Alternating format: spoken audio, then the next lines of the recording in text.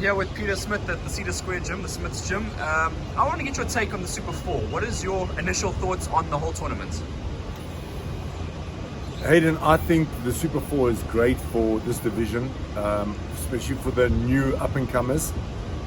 This is breeding champions, and I think with what's dangling the carrot is what's going to make it really exciting. Obviously for the fighters is winning this tournament is going to elevate one of their, I think pretty much all their careers. Yeah. You know, because the status behind this tournament is big, and it's a young blood coming through. So it's going to be great. I'm looking forward to it. I think maybe like when the draw was made, you never actually knew that you were going to be involved in this tournament because Boyd was still with Richard. Well, I don't know what's going on, but with Wissy and so forth, he's made the change to you. When he made the change, how did you see him adapting initially? That was a scary part for me because you know, Boyd's had his past training in his career, and you know, nothing's changed as far as his, you know, we're all friends, Richie, all the guys, we in the fight game, we're all coaches, we all want the best for him. You know, Boyd came to me quite a while back, and I was too busy with Kevin. I couldn't give him the attention. I thought, you know, the crossover, you know, there's too many, it's going to be a lot of hard work to adapt or change, or would he want to see the adaptation of what I do or create? But, you know, it was done in a way where I think it's perfect timing, because at the past I couldn't take him. You know, we spoke about it and there were little differences, and I thought maybe let's not upset the apple cart, let him do well in his career, which he's been doing. But now it's come to a point where, you know, Boyd is like now finding out, like, listen, I'm in the Super Series. You know, I think two of the guys in his, it was him and Rourke Yeah. were in the same camp, which might create a little bit of a, you know, if the two get in the final, which is very possible. Yeah. You know, then there's going to be a camp dispute and who trains who and whatever. So I think it was just a call on what the result could end up being and what's going to happen. So for me, taking Boyd very early, like now before this tournament, is a little bit of a risk factor as far as, do I make drastic changes? No. Let's just polish up and then grow from here on. Because I believe Boyd and myself will journey the rest of his boxing career together. He seems very happy.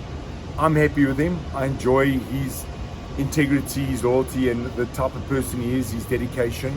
I really enjoy that in a fighter. So I think, you know, things are just mending in the right way.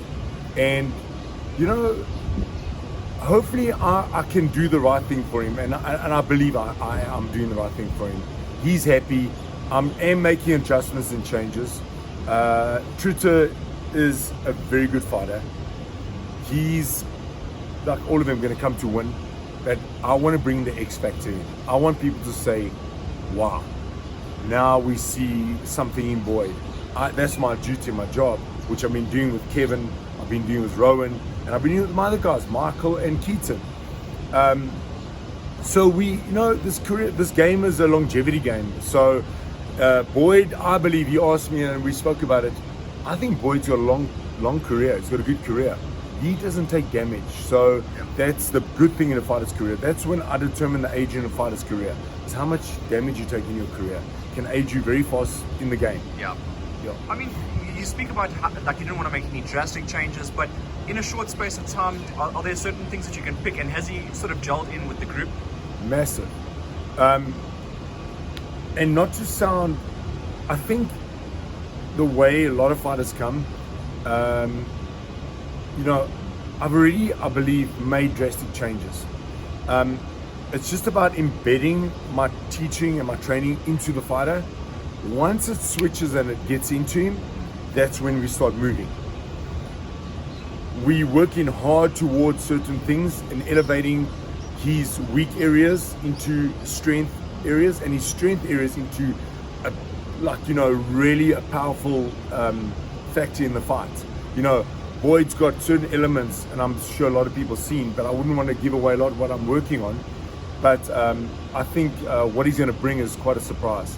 You know, this tournament's going to start with a bang. Obviously, I wouldn't want to give a prediction where I say I think I know. I think the two favorites are fighting each other, and that's Boyd and Twitter.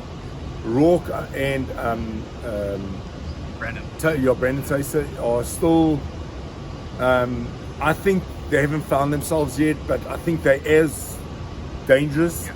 So, they're going to be there's going to be a surprise in this tournament. And I'm looking forward to Boyd's first performance. I really am. I'm like excited for him. You obviously watch footage and so forth. What do you think of Tristan? I mean, obviously you said he's one of the favorites along with Boyd. Tristan as a boxer, how do you see him? Very good boxer, no doubt. I won't give away what I see faults-wise. I see a lot of issues in his boxing. I know he's been dropped before, and he was dropped by quite a dangerous fighter, Bope, I think it was. Makondo, okay. Quite a dangerous fight. I saw the footage, and I think it's not to say that he's going to be a threat as far as he is quite a puncher. So defensively, I think he might not be the greatest defensive fighter, but I find him quite an interesting fighter. Very unpredictable in his style. So we're watching on certain moves and strengths that he has, and I think Boyd's gonna really surprise the show. Because I'm let's see what the betting odds go, but I'm actually looking like everyone thinks Twitter. Let's see, very interesting. I think that's the biggest surprise considering combat experience. Yeah. Let's look at the other fight quickly, the one that you're not involved in. What's your prediction for the final? Obviously you predicting you're going to get to the final. Who do you think you're going to be meeting? That's going to be quite interesting. I like, Rourke.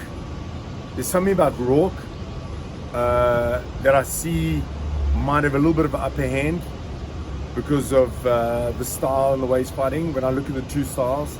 But interesting enough, Taser has got he's a gutsy fighter, and I think he's going to be really, I see pretty much a point decision going Rourke's way.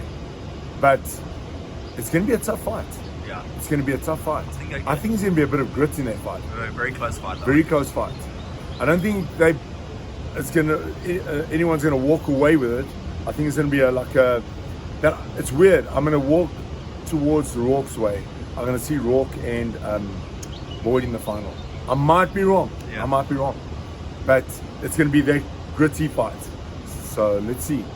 And I think, when you're watching the draw, of course at the time you weren't aware of what's going on, but who would you have liked, if you had to choose an opponent, if you had the opportunity of skipping the wheel and choosing, would you have gone for Tristan or would you have gone for another guy? To train? No, to fight.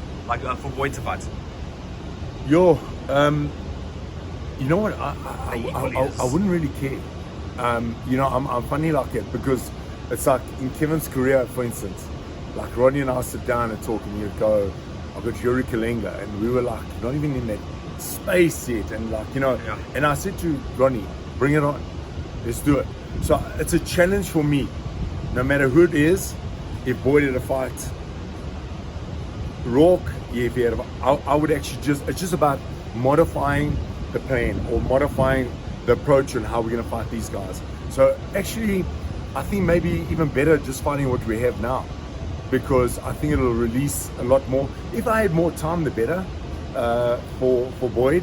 Yeah. But it's not going to make any difference because I know what we're going to bring into the fight. So we're already planning on good stuff. And Boyd's he's a fast learner. He's teachable. He learns. He takes into, and he's not arrogant about himself. He always remains a student, and that's what the beauty about him is. And obviously he does strength and conditioning with Kevin, with Michael as well. Does it help that they all know each other? Yeah, it's got a small part in it, and that side of things, it's just a, extra. Yeah, no, it's just, I can't do everything. I used to do it all. I used to do for Chris Van Heerden. I used to do the strength conditioning. I used to do the track planning, like the runs they used to do. Yeah. And eventually it's like overload. Boom, boom, boom. You know, I'm like, hang on a minute here. Let me get another trainer on the side who can work along with me. So that's just a guideline. But the main thing, you know, it's like this. I always say to guys, I said, guys, boxers box to condition and fit and learn, and that's where the fight's won in the boxing gym. Swimmers swim to get fit. Runners run to do what they do. Cyclists do what they do. Everything's an added bonus. It's just it's creating a foundation around what you do. So, you know, where they feel comfortable is what matters. You know, because you don't want to be, your environment is very important. So if they to belong to this you know, coach and they can't get on, it's not going to help, you know. So I think it's where they are, they're happy. So that's a good thing. And then just you know, just on a last point, you said that you have Boyd and you're probably going to work until the end of his career. Has that already been sort of agreed upon between you and him? You know what, I believe so, you know. And you know, I'm funny like that. I'm free. If a fighter doesn't feel comfortable, I'm always like, hey, shake hands, and I'll let them come in, visit. I always got my fighters that are retired, always feel it's a happy home. And, you know, if Boyd ever feels like, look, it's not working for me, 100%, you know, because there's all, I mean, you know, he's got his own gym as well. So it's like, you know, we work together and we help each other. But when it comes to fight planning and fight time, you know, that's kind of private. You know, a lot of guys behind closed doors. It changes dynamics, but wherever he feels comfortable is more important. Wherever any of my fighters feel comfortable, I always let them be free to go. You know, one thing when you're doing business, we deal with contracts. But when we come to agreements and disagreements, we shake hands and let bygones be. You know, let it be. You know, a guy's got to be good where he's at. Yeah. No, I agree with that. Well, thank you very much for again having a nice chat. Of course, your birthday is tomorrow, so you're going to be celebrating that. Yeah. And again, all the best for the tournament, and we'll catch up a bit soon. Thank you, Adam.